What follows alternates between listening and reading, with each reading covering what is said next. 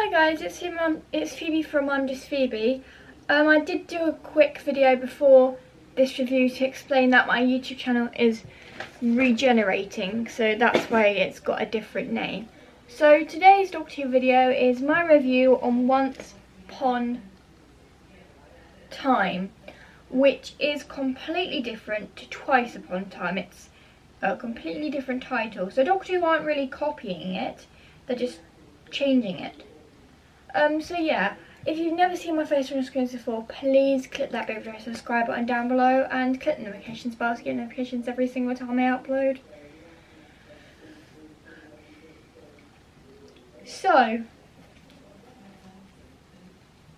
this episode, I'm not sure what to feel about it because it was a mix, which is the first episode of this series I felt like doesn't really belong in episode 3. It's a bit of a mixed episode. There is a spoiler warning on this. I'm sorry, I know there wasn't a spoiler warning on my video last week, but that's because I was avoiding any plot points.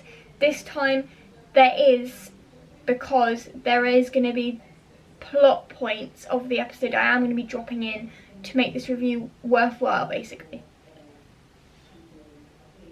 So spoiler warning is on the title.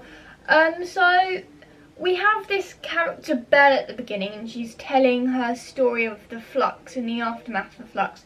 We see the Cybermen, which I noticed was Cybermen and not Cybermasters. So that's obviously changed. Chibnall obviously wrote that out because people weren't happy with the Cybermasters.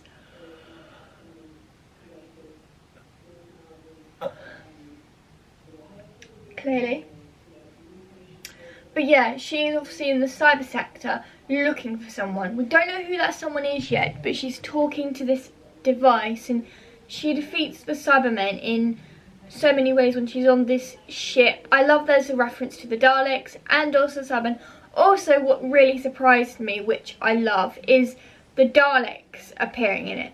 That was one of the monsters that wasn't confirmed to appear, because even though they didn't say anything, it's always good to see Daleks in an episode. I'm sorry, but it is. But yeah, even though Daleks weren't saying anything, it was a big and massive surprise to me, because I knew the Cybermen were returning, I knew the Weeping Angels were returning, I knew Sontarans were returning, and I knew Ood were returning because they were all in the trailer. The only thing that wasn't in the trailer was the Daleks. So them keeping the Daleks a secret like that, absolutely loved it. I love how Chibnall's gone back to the gold design. When he redesigned them, I wasn't particularly happy. When he redesigned them for this year's New Year's special, I wasn't happy. I did not like the new ones, but I do like the fact he's gone back to the classic gold Daleks from the Russell T Davies era, so thank you. I liked how in this we had the Doctor discovering who she is by putting the Roof Doctor in. Dun dun dun! Massive plot point there. I loved it. Having the Roof Doctor pop in when the Doctor sees herself in the mirror like that and the Roof Doctor is there, that is good. Chibnall's got 3 more episodes coming out, so I'm hoping this Timeless Child stuff can all be rounded up by then. But yeah, that Roof Doctor dropping in pre-Hartnell was absolutely a fantastic reveal in the Doctor's own time stream with the Morai. The Morai were basically trying to help, and the Doctor was putting her companions, Yaz, Dan and Vinda, in their own time streams to keep them safe. But I'm now going to be talking about those. So Dan was in his time stream with Diane and talking about his Diane, and we learn about why Dan is still single and someone dumped him before their wedding day. How dare you! So I do like that, and I also like his relationship with Diane more and the Doctor coming through, keeping him safe. Next is Yaz. Now Yaz's time stream is a little bit different. She's been travelling in the TARDIS for so long that she's not sure what the future holds for her, so the Doctor putting her into the future like that for her in someone else's apartment is a bit weird, but I did like it. The thing that I do like more about this is the Weeping Angels coming into that particular time stream. They're first on a video game, which I'm not sure how the BBC did that, although there is actually a video game, Edge of Destruction, I think. I've got it here.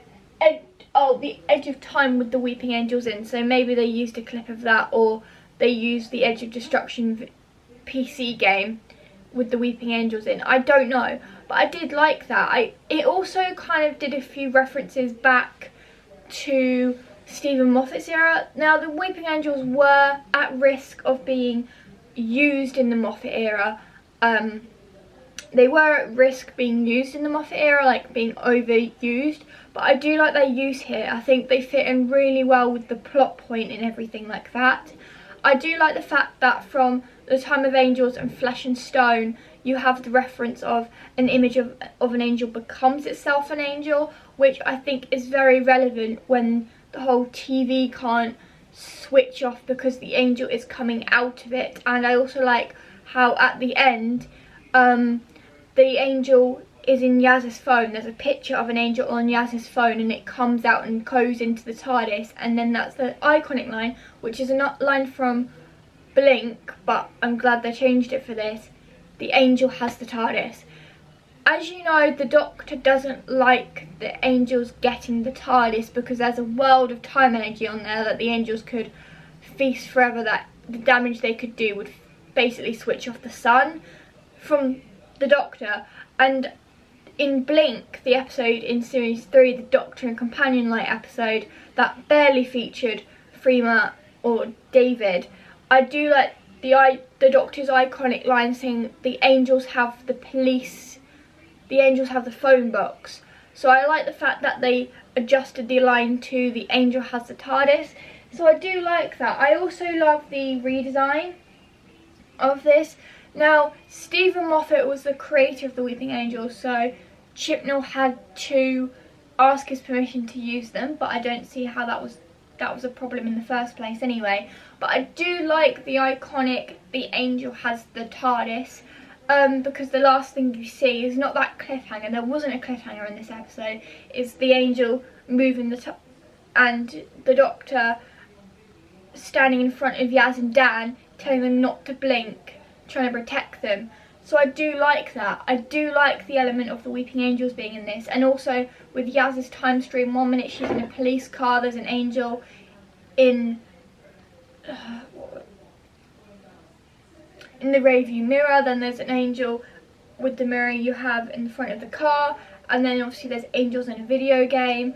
I do like that. I love that a lot, which I think made the episode more enjoyable to watch. The fact that the angels coming in, they had more of a part in this, I think, than the Cybermen did, because the Cybermen were barely in it for 5 minutes. They were gone after a bit. So I think that really does focus on that part. I love Belle's story in this. And then obviously there's Vinder, classic Vinder. We learn about Vinder, learn about who he is and all that stuff. Turns out Belle and Vinder are both on the same mission, love, and they're trying to find each other, which I think is so heartwarming. That makes the episode really good. Now this is where the issue lies. I don't have an issue with Vinder, I don't have an issue with Dan, I don't have an issue with the Doctor, and I do not have an issue with the angels being there. The one thing I do have an issue with is the Cybermen. Now, I love the Cybermen as much as the next person, but this episode with them was a bit Cyberman light, and we were told they were going to be the main focus of the episode, which is a bit disappointing. But their idea of upgrading the survivors of the Flux and making them walk around forever, surely the Cybermen would be destroyed by the Flux. So I have to put that on the negative side, because if the Cybermen are upgrading the survivors of the Flux, surely at some point the Flux will get them and they'll be destroyed as well. So I have to put an instant negative on that. But I did like, apart from the whole Cybermen being a bit underused in this episode, I really did enjoy it. It was a great episode. I love the use of the Weeping Angels. I love the Weeping Angel redesign. I love all the references from Blink, Fresh and Stone, Time of Angels, all of that. I do love that. I think that is really, really, really fantastic. I think that's really fantastic. I just love everything about it, like absolutely everything about this episode. I think it's fantastic, well written by Chibnall, and I think this is one of Chibnall's better work. But I'm sorry guys, I did have to put the Cybermen in the negative because they were a bit underused in this episode. They were barely in it. They were in it for like a minute, if that. So I do have to down it. You saw them walking in the cyber section. But I do like the reference to Dalek, Cybermen and Sontarans, and the fact that Bell noticed there's one Lipari ship left. That's because the rest of the Lipari currently at this moment are protecting Earth. So yeah, I'm really looking forward to next week's episode, The Village of Angels. So now it's time for the ratings. Now I'm marking this episode down just by 1 point because of the Cybermen. If the Cybermen had a bit more to do in this episode rather than just shooting at Bell, I think I'd rate it higher. But I'm rating this a 9 out of 10, which isn't bad. It's actually still quite high. It's not a 5 or a 7 or an 8, it's a 9, which is not too bad. But I definitely feel like this was a great episode and the use of the Weeping Angels was good. So the reason why it gets more than a 7, I was originally going to rate it 7, is because of that fantastic ending with the angel in the TARDIS. So yeah, that's why it gets such a high mark on my score. That's how it stopped getting a 7, because if it wasn't for the angel at the end, it would have been a 7 out of 10. But it's got a 9 out of 10 because I upped it 2 points at the end with the whole Weeping Angel being in Yaz's phone. So yeah, I really did enjoy this episode and I'm looking forward to next week. I'll see you guys soon for another Doctor Who video. Stay wobbly wobbly, timey-wimey, and remember, whatever you do, don't blink. Don't even blink.